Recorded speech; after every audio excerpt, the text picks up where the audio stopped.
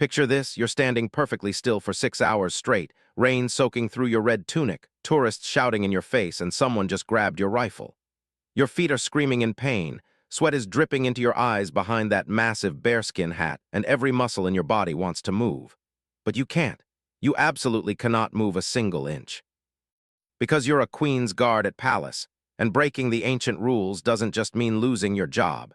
It means facing court-martial, public humiliation, and destroying a tradition that's protected the British monarchy for over 350 years. One wrong move, one moment of weakness, one failure to follow the strict code that governs every second of your duty, and you'll discover exactly why these rules exist and what happens when someone dares to ignore them. The morning mist hung heavy over Wellington Barracks as James Mitchell adjusted his red tunic for what felt like the 100th time. At 22 years old, he had trained for 18 months to earn the right to stand guard outside Palace, but nothing, absolutely nothing, had prepared him for the reality of what he was about to experience. The ancient rules that governed the Queen's Guard weren't just guidelines or suggestions. They were ironclad laws that had been forged in centuries of tradition, written in blood during times of war, and enforced with military precision that would make a drill sergeant weep. James belonged to the Grenadier Guards, one of the 5 regiments of foot guards that protected the British sovereign. These weren't ceremonial toy soldiers playing dress-up for tourists. These were elite combat troops who had fought in Afghanistan, Iraq, and every major conflict Britain had faced for generations. The red tunics and bearskin hats were symbols of honor earned through centuries of battlefield excellence. But today, James would learn that standing perfectly still outside a palace could be more challenging than any firefight he'd ever imagined. The rules began before dawn. Every guard had to wake at 4:30 a.m., not a minute later. Personal hygiene was inspected with microscopic detail. Fingernails trimmed to regulation length, hair cut to military standards, boots polished to a mirror shine that could blind aircraft. The red tunic had to be immaculate, not a single thread out of place, not one button slightly askew. The bearskin hat, weighing nearly 2 pounds and standing 18 inches tall, had to sit at the precise angle that had been determined by royal protocol centuries ago. James learned that these seemingly ridiculous details weren't about vanity. They were about respect, discipline, and maintaining standards that had been set when the British Empire spanned the globe. Every single rule had a purpose, often rooted in practical military necessity that had evolved into sacred tradition. The bearskin hats, for instance, weren't just for show. They were originally designed to make soldiers appear taller and more intimidating on the battlefield. The red tunics weren't chosen for their beauty. They were practical because blood stains were less visible, helping maintain unit morale during combat. Weapons inspection came next, and this was where the rules became deadly serious. Each guard carried a SA-80 assault rifle, and every aspect of that weapon had to be perfect. Not clean perfect. The rifle had to be maintained to standards that would allow it to function flawlessly in Arctic conditions, desert heat, or tropical humidity. Because these guards weren't just ceremonial figures. They were active-duty soldiers responsible for protecting one of the most important buildings in the world. James remembered his instructor's words during training. "You're not guarding a building, lad. You're guarding the living embodiment of 1,000 years of British history. You're protecting the constitutional monarchy that has survived wars, revolutions, and every crisis this nation has ever faced. That rifle in your hands isn't a prop, it's loaded, and if someone threatens the sovereign, you will use it." The march to the palace happened in absolute silence. No talking, no coughing, no acknowledgement of the outside world. The guards moved as a single unit, their boots hitting the pavement in perfect synchronization. Every step was measured, every movement calculated. They weren't individuals anymore, they were components of a living machine that had been refined over centuries to achieve absolute perfection. When they reached Palace, James took his position outside the iconic red sentry box. The rule book that governed his next few hours was thicker than most novels, covering every conceivable situation he might face. He couldn't speak unless spoken to by a superior officer. He couldn't acknowledge tourists, no matter what they did or said. He couldn't move from his position except in specific circumstances outlined in regulations that dated back to the reign of King Charles II. The first hour seemed manageable. Tourists took photographs, and James maintained the 1,000-yard stare he'd practiced for months. His expression remained completely neutral, his eyes fixed on a point in the distance that only he could see. The bearskin hat felt heavy but bearable. His feet, encased in perfectly polished boots, supported his weight without complaint. Then reality set in. A group of American teenagers approached, and one of them decided to test the famous stoicism of the Queen's Guard. Hey, British guy, can you hear me?" The boy waved his hands inches from James's face, but James didn't blink. The rule was absolute: no acknowledgement of civilian behavior unless it posed a direct threat to security. The teenagers' friends joined in, taking turns trying to make James react. They made faces, told jokes, and even started doing silly dances right in front of him. James felt sweat beginning to form under his bearskin hat, but his expression remained unchanged. He had been trained for this exact scenario, but training and reality were vastly different experiences. By the second hour, the real challenge began. A small child, maybe 6 years old, approached with her parents. She stared up at James with wide, curious eyes and asked in a tiny voice, "Are you a real person?" Every instinct in James's body wanted to smile, to acknowledge this innocent question, to be human for just a moment. But the rules were clear. He was not James Mitchell during these hours. He was the Queen's Guard, a living symbol of unwavering duty and absolute discipline. The parents took photographs while their daughter continued to stare. James could feel her confusion and disappointment when he didn't respond, and something inside his chest tightened. But he had sworn an oath, and that oath meant more than personal comfort or natural human impulses. The third hour brought physical challenges that his training had only hinted at. The bearskin hat felt like it weighed 50 pounds. Sweat was running down his back, soaking through the thick red wool of his tunic. His feet were beginning to ache in ways he'd never experienced, and his legs felt like concrete pillars that were slowly cracking under constant pressure. A businessman walked by, talking loudly on his phone about stock prices and completely ignoring the history and tradition he was casually passing. James wanted to tell him that he was walking past a guard post that had been maintained continuously since 1660, that the uniform he wore represented sacrifice and service that stretched back through 2 world wars and dozens of smaller conflicts. But the rules didn't allow for education or commentary. They only allowed for silent, unwavering duty. During the fourth hour, it started to rain. Light at first, then steadily heavier until water was dripping from the brim of James's bearskin hat and running down his face. The red tunic began to feel heavier as it absorbed moisture, and the leather of his boots grew slippery. But the rules made no allowance for weather. British guards had stood their posts through air raids during World War II, through terrorist attacks, through every conceivable natural disaster. Rain was not an excuse for abandoning duty. A well-meaning tourist approached with an umbrella, apparently planning to shield James from the downpour. This created a genuine dilemma. The rules prohibited interaction with civilians, but they also required guards to prevent any physical interference with their duties. James had to make a split-second decision about how to handle this unprecedented situation while maintaining absolute discipline and following regulations that couldn't possibly cover every scenario. The tourist got within arm's reach before realizing that James wasn't going to acknowledge the gesture. She stood there for a moment, umbrella extended, confusion evident on her face. James felt genuinely grateful for her kindness, but he couldn't show it. He couldn't even blink in acknowledgement. The rules that governed his behavior were older than the countries most of these tourists came from, and they didn't bend for individual acts of kindness, no matter how well-intentioned. By the fifth hour, James understood why the selection process for Queen's Guard duty was so rigorous. This wasn't just about standing still. It was about maintaining absolute mental discipline while your body screamed for relief. It was about representing centuries of British military tradition while surrounded by people who treated you like a living museum exhibit. It was about being simultaneously completely human and utterly inhuman, visible to everyone but acknowledged by no one. The physical pain had become a constant companion. His shoulders ached from holding the rifle in the precise position required by regulations. His neck was stiff from maintaining the exact angle in the rule book. His legs felt like they were made of lead, and every small shift in weight had to be calculated and minimal to avoid appearing to fidget or show discomfort. A group of teenagers decided to test the limits of James's discipline by standing directly in his line of sight and making increasingly ridiculous faces. One of them pulled out his phone and started recording, apparently hoping to capture the moment when the stoic guard finally cracked. James felt the familiar surge of irritation that he'd learned to suppress during training, but suppressing emotion and eliminating it entirely were two different things. The rules covered this situation explicitly. Guards were not permitted to show any reaction to civilian behavior unless it crossed specific lines that threatened security or public order. Making faces, while annoying and disrespectful, didn't qualify. James had to endure it while maintaining the same expression he'd worn for the past 5 hours, the same bearing that represented centuries of military excellence and royal protection.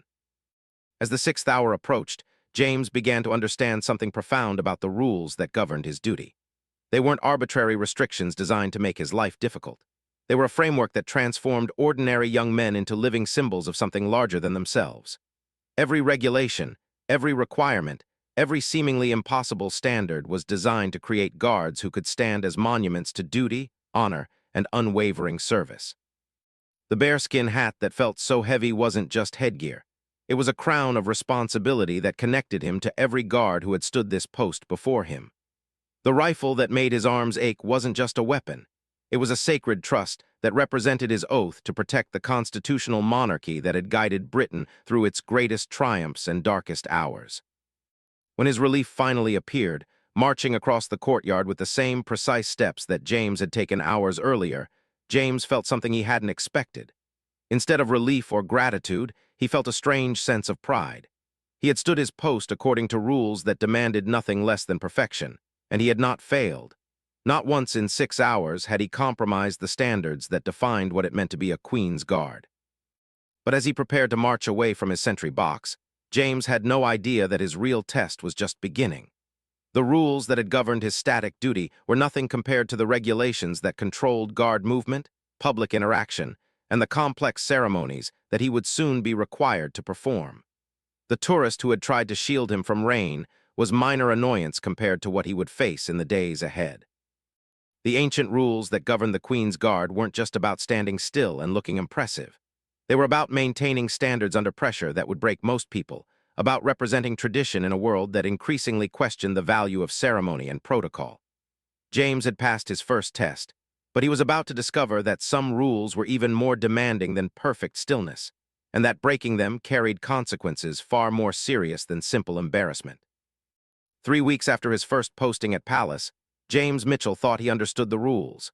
He had mastered the art of standing motionless for hours, had learned to ignore the most creative attempts by tourists to break his concentration, and had even managed to maintain his composure when a pigeon had landed on his bearskin hat and refused to leave for 20 minutes. But standing guard was only the beginning. The real challenge came when the guards had to move, and James was about to discover that the rules governing movement were exponentially more complex and unforgiving than anything he had experienced while stationary. The changing of the guard ceremony was where most guards faced their greatest test. This wasn't just a parade for tourists. It was a military ritual that had been performed with mathematical precision for over 350 years. Every step, every turn, every movement of the rifle had been and refined through centuries of practice. The margin for error wasn't small, it was non-existent. James learned this lesson during his 4th week when Sergeant Major Harrison pulled him aside after morning inspection. "Mitchell," the gruff veteran said, his own uniform bearing ribbons from conflicts most people only read about in history books. "You're being assigned to ceremonial duties. Think you can handle marching in front of a few thousand tourists without embarrassing the crown?" The question seemed simple enough, but James had learned that nothing involving the Queen's Guard was ever simple. The rules for ceremonial duties filled 3 separate manuals, each one thicker than a phone book. There were regulations covering everything from the precise angle at which a rifle must be held during the march, exactly 45 degrees from vertical, to the exact number of steps a guard must take before executing a turn, 17, no more, no less. The first rule of ceremonial duty was absolute synchronization. When 11 guards marched together, they weren't 11 individuals moving in roughly the same direction. They were a single organism with 11 sets of legs, all controlled by one collective mind. A single guard stepping out of rhythm didn't just look sloppy, it destroyed the entire effect and dishonored centuries of military tradition. James discovered this during his first practice session. The guards lined up in perfect formation, each man precisely 18 inches from his neighbor, their bearskin hats creating an imposing wall of tradition. The drum major raised his silver-headed staff, and the guard's band struck the opening notes of a march that had been played for generations of British monarchs. "By the right, quick march," The command echoed across the parade ground, and 11 right feet hit the gravel in perfect unison. Left, right, left, right. James felt the rhythm in his bones, the same cadence that British soldiers had used to march across continents and build an empire. But feeling the rhythm and matching it perfectly were two different things. On the 7th step, James's timing slipped by a fraction of a second. His left foot hit the ground a millisecond after the others, creating a tiny but audible break in the perfect synchronization. Sergeant Major Harrison's voice cut through the morning air like a sword. "Halt! Mitchell, what did you just do?" James stood perfectly still, sweat already forming under his bearskin hat despite the cool morning air. "I stepped out of time, Sergeant Major." "You did more than step out of time, lad. You broke a rule that has been maintained since before your great-grandfather was born. You dishonored every guard who has marched before you and every guard who will march after you. Do you understand what that means?" Consequence wasn't just a reprimand. James was required to practice the basic march for 6 additional hours that day, repeating the same 17-step sequence until muscle memory eliminated any possibility of future error. But more importantly, he learned that the rules weren't arbitrary standards imposed by overzealous officers. They were the foundation that allowed ordinary human beings to achieve something extraordinary, perfect military precision that elevated ceremony into art. The rules governing weapons handling during ceremonial duties were even more demanding. Each guard carried a rifle, but during ceremonies, that rifle became an extension of their body, moving with mechanical precision through movements that had been refined over centuries. The present arms command required the guard to bring his rifle from the shoulder position to vertical in exactly 2.3 seconds, with the barrel perfectly perpendicular to the ground, and the butt of the weapon precisely aligned with his right boot. James practiced this movement thousands of times, but during his first live ceremony, disaster struck. As the guards band played "God Save the King" and thousands of tourists watched from behind barriers, James executed the present arms movement with what felt like perfect precision. But as his rifle reached the vertical position, he felt the leather sling slip slightly on his shoulder. The slip was barely noticeable, perhaps a quarter of an inch of movement that lasted less than half a second. Most of the tourists didn't even notice, but the other guards noticed. Sergeant Major Harrison noticed, and most importantly, the rules had been broken. After the ceremony, James faced what the Queen's Guard called a rule conference, a formal review of any deviation from prescribed standards during public duties. These weren't casual conversations about minor mistakes. They were official military proceedings that could result in anything from additional training to removal from ceremonial duties entirely.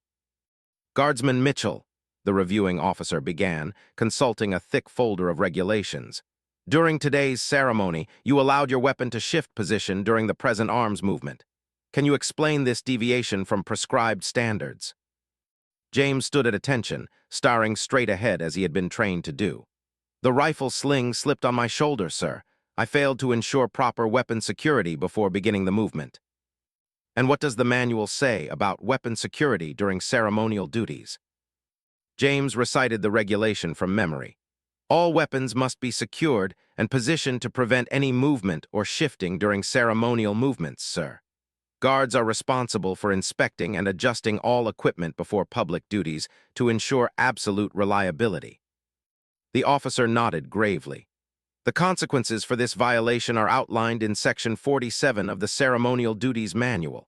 You will undergo remedial training in weapons handling, and you will not participate in public ceremonies until you can demonstrate perfect compliance with all weapons regulations.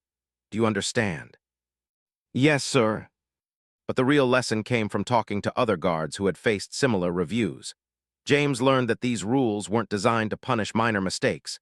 They were designed to maintain standards that couldn't be achieved any other way. When thousands of people gathered to watch the changing of the guard, they weren't just seeing a military ceremony. They were witnessing a living connection to history, a demonstration that some things in the world remained constant despite centuries of change. The guards who performed these ceremonies were temporary custodians of something much larger than themselves. Every regulation, every seemingly impossible standard, every consequence for deviation served to ensure that future generations would see the same precision, the same excellence, the same unwavering commitment to tradition that had inspired people for centuries. James's remedial training revealed layers of rules that he hadn't even known existed. There were regulations governing the precise angle of a guard's chin, elevated exactly 2 degrees above horizontal. There were rules about breathing during ceremonial duties, slow, controlled breaths that wouldn't cause visible movement of the chest. There were even regulations about blinking, no more than once every 30 seconds during periods of ceremonial stillness. These rules seemed absurd until James understood their purpose. Every visible movement, every tiny deviation from perfect stillness, every minor imperfection in bearing or posture contributed to the overall effect of the ceremony. The goal wasn't just to look impressive.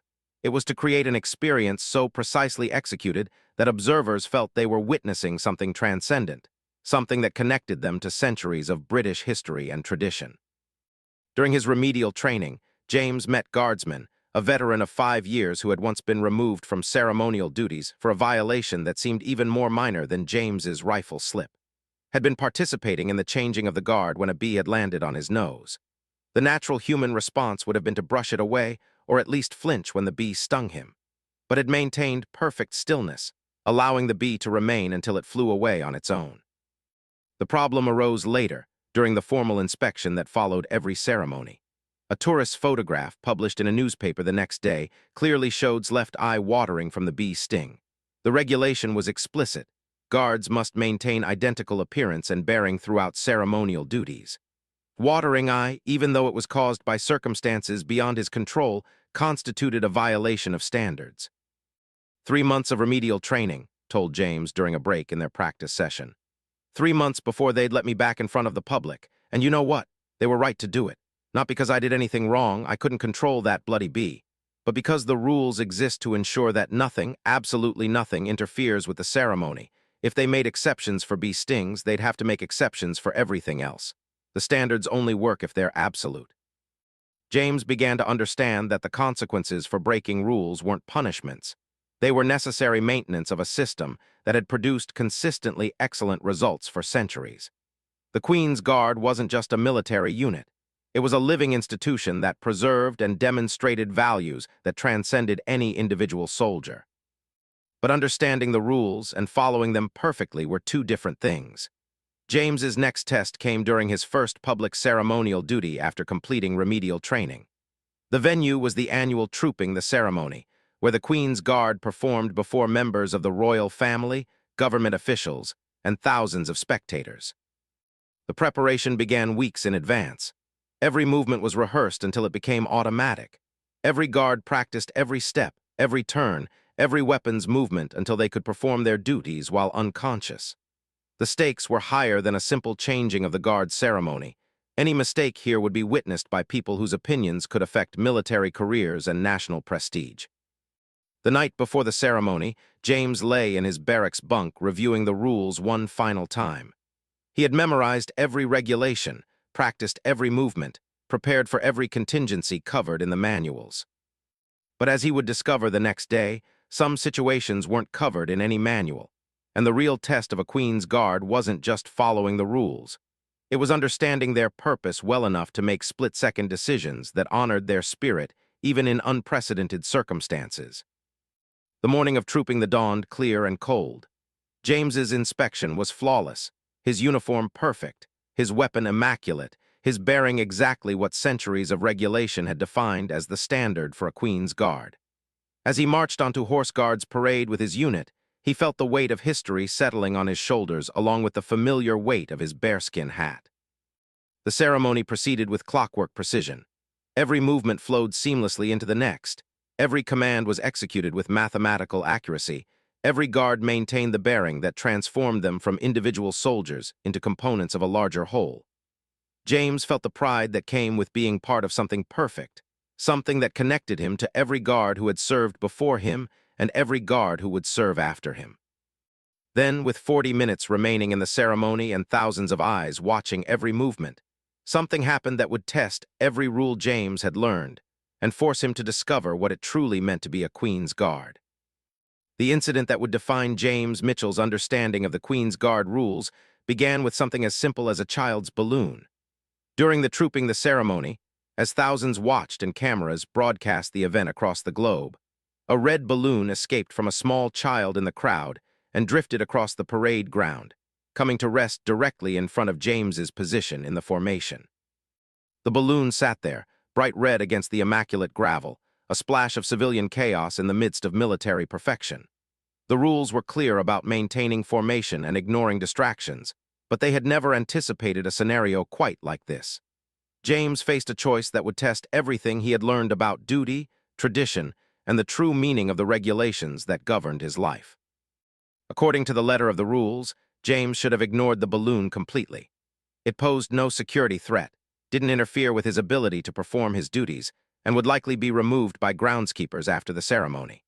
But as he stood there, maintaining perfect stillness while thousands of people watched, James realized that sometimes following the spirit of the rules required making decisions that weren't explicitly covered in any manual. The balloon had landed in a position where it would be directly in the path of the next ceremonial movement. In 12 minutes, the guards would execute a complex maneuver that required precise spacing and timing. The balloon, while harmless, would force the guards to break formation slightly to avoid it, creating exactly the kind of imperfection that the rules existed to prevent. James made a decision that would later become legendary among the Queen's Guard. During a brief moment when the band's music swelled and the crowd's attention was focused elsewhere, he took a single step forward, bent at the waist with military precision, picked up the balloon, and stepped back into position. The entire action took less than 3 seconds and was executed with the same mechanical precision that characterized every other guard movement. Most of the spectators didn't even notice, but Sergeant Major Harrison noticed. The reviewing officers noticed, and in the days that followed, James would discover that his split-second decision had opened a debate about the very nature of military regulations and the difference between blind obedience and intelligent adherence to principles. The formal inquiry began 3 days after the ceremony. James found himself standing before a panel of officers, each one representing different aspects of military tradition and protocol. The question they faced wasn't just whether James had violated specific regulations. It was whether his violation had served or damaged the larger purpose those regulations were designed to achieve. "Guardsman Mitchell," the senior reviewing officer began, "you deviated from your assigned position during a public ceremony without orders from a superior officer. The regulations regarding this are unambiguous. How do you account for this action?" James stood at attention, his eyes fixed on a point above the officers' heads as he had been trained to do. "Sir, I determined that maintaining the integrity of the formation during the upcoming maneuver took precedence over remaining strictly stationary. The balloon would have forced the entire unit to break formation." "And you made this determination based on what authority?" "Based on my understanding of the purpose behind the regulations, sir. The rules exist to ensure perfect military precision during public ceremonies. Allowing a disruption that would compromise that precision seemed contrary to the spirit of those rules." The room fell silent for a long moment. James could feel the weight of centuries of military tradition pressing down on him. He had either demonstrated exactly the kind of thinking that the Queen's Guard needed, or he had committed a violation so fundamental that it could end his ceremonial career entirely. The investigation that followed was exhaustive. Officers interviewed every guard who had been present, reviewed footage from multiple angles, and consulted historical precedents dating back to the formation of the 1st Guards regiments. What they discovered was that the rules governing the Queen's Guard had always included an implicit understanding that exceptional circumstances might require exceptional judgment. The precedent they found came from 1940, during the London Blitz. A guard named William Henderson had been on duty at Palace when air raid sirens began to sound. According to strict regulations, he should have remained at his post until relieved by a superior officer. But when he saw civilians running for shelter while looking back anxiously at the palace, Henderson made a decision that violated the letter of the rules but honored their spirit. Henderson had stepped forward and gestured for the civilians to continue toward the shelters, using hand signals to direct them away from the palace area where they might be endangered by falling debris. His actions violated multiple regulations about remaining stationary and not interacting with civilians, but they demonstrated the kind of situational awareness and commitment to the larger mission that the rules were ultimately designed to foster. Henderson's case had been reviewed by a military tribunal, and the conclusion had established a principle that still governed the Queen's Guard 75 years later. The rules existed to serve the institution, not the other way around. When rigid adherence to specific regulations would compromise the larger mission, guards were expected to demonstrate the judgment and initiative that had made the British military effective for centuries. James's case was ultimately decided based on this precedent. The panel concluded that his action had demonstrated exactly the kind of thinking that the Queen's Guard needed: absolute commitment to standards, combined with the intelligence to understand when those standards required flexible application. But the real lesson came from the conversation James had with Sergeant Major Harrison after the inquiry concluded. The gruff veteran, whose own chest displayed ribbons from conflicts spanning 3 decades, pulled James aside for a discussion that revealed the true purpose behind all the rules, regulations, and seemingly impossible standards. "Mitchell," Harrison began, settling into a chair in his office while James remained standing at attention, "do you know why we have so many bloody rules? Why we demand absolute perfection in everything from shoe polish to ceremonial movements?" "To maintain military standards and honor tradition, Sergeant Major." "That's part of it, but it's not the whole story. The rules exist because they're the only way to transform ordinary young men into something extraordinary. Every regulation, every impossible standard, every consequence for failure, they're all designed to push you beyond what you thought you could achieve." Harrison stood and walked to the window overlooking the parade ground where new recruits were practicing basic movements. "Those lads out there think they're learning to march and stand still. They have no idea they're actually learning to be part of something larger than themselves. The rules teach them that individual comfort, individual preferences, individual limitations don't matter when you're serving something greater." James began to understand that his experience with the balloon hadn't been about breaking or following rules. It had been about demonstrating that he truly understood their purpose. The Queen's Guard rules weren't arbitrary restrictions imposed by bureaucratic minds.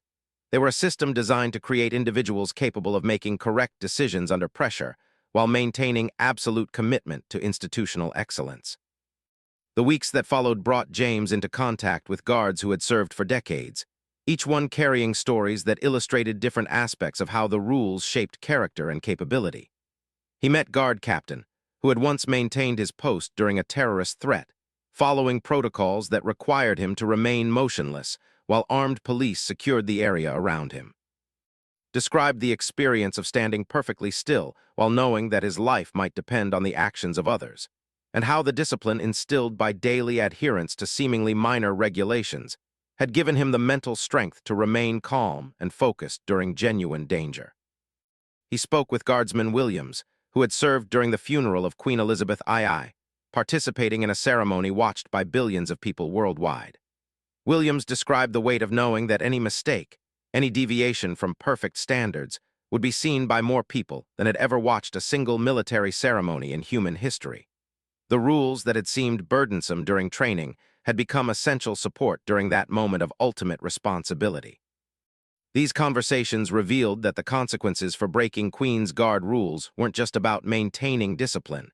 They were about preparing guards for moments when perfect performance wasn't just expected, but absolutely critical. The tourist who tried to make a guard laugh was preparing that guard to remain focused during a genuine security threat.